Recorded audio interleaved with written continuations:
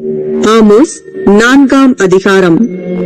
சமாரியாவின் மலைகளிலுள்ள பாசானின் மாடுகளே, நீங்கள் இந்த வார்த்தைகளை கேளுங்கள். தரித்திரரை ஒடுக்கி எளியவர்களை நொறுக்கி அவர்களுடைய எஜமான்களை நோக்கி நாங்கள் குடிக்கும்படி கொண்டு வாருங்கள் என்று சொல்லுகிறீர்கள்.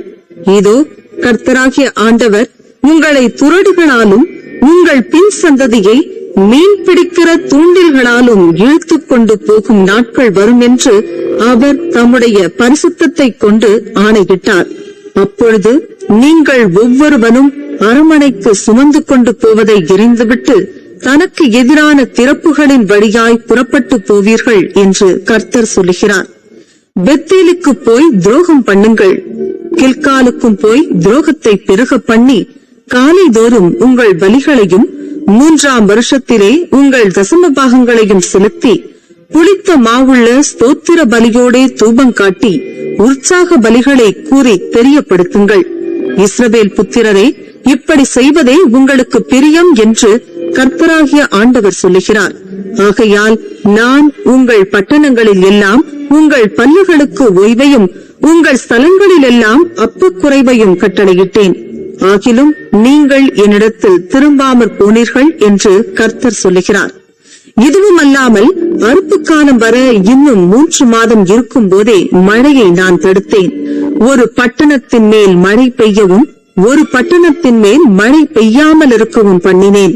ஒரு வயலின் மேல் மழை பெய்தது, மழை பெய்யாத மற்ற வயல் காய்ந்து போயிற்று. 2-3 பட்டணங்களின் மனுஷர் தண்ணீர் குடிக்க ஒரே பட்டணத்துக்கு போய் அலைந்தும் தாகம் தீர்த்துக் கொள்ளவில்லை. ஆகிலும் நீங்கள் என்னிடத்தில் திரும்பாமற் போனீர்கள் என்று கர்த்தர் சொல்லுகிறார். கருக்காயினாலும் விஷப்பணியினாலும் உங்களை தண்டித்தேன். உங்கள் சோலைகளிலும் திராட்சை தோட்டங்களிலும் அத்தி மரங்களிலும் ஒலிவ மரங்களிலும் மிகுதியானதை பச்சை புழு அரித்து போட்டது. ஆகிலும் என்னிடத்தில் திரும்பாமற் போனீர்கள் என்று கர்த்தர் சொல்லுகிறார். எகிப்திலே உண்டானதற்கு ஒத்த கொள்ளை நோயை உங்களுக்குள் அனுப்பினேன். உங்கள் வாலிபரை பட்டயத்தாலே கொன்றேன். உங்கள் குதிரைகளை அழித்து போட்டேன். உங்கள் பாளையங்களின் நாற்றத்தை உங்கள் நாசிகளிலும் ஏற பண்ணினேன். ஆகிலும் நீங்கள் என்னிடத்தில் திரும்பாமற் போனீர்கள் என்று கர்த்தர் சொல்லுகிறார். சோதோமையும் குமோராவையும் தேவன் கவிழ்த்து போட்டது போல உங்களை கவிழ்த்து போட்டேன். நீங்கள் அக்கினியினின்று பறிக்கப்பட்ட கொள்ளியைப் போல இருந்தீர்கள். ஆகிலும் நீங்கள் என்னிடத்தில் திரும்பாமற் போனீர்கள் என்று கர்த்தர் சொல்லுகிறார். ஆகையால் இஸ்ரவேலே, இந்த பிரகாரமாக உனக்கு செய்வேன். இஸ்ரவேலே, நான் இப்படி உனக்கு செய்ய போகிறபடியினால் உன் தேவனை சந்திக்கும்படி ஆயத்தப்படு.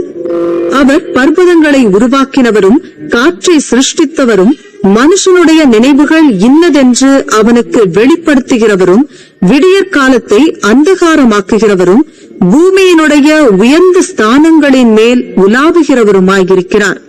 சேனைகளின் தேவனாகிய கர்த்தர் என்பது அவருடைய நாமம்.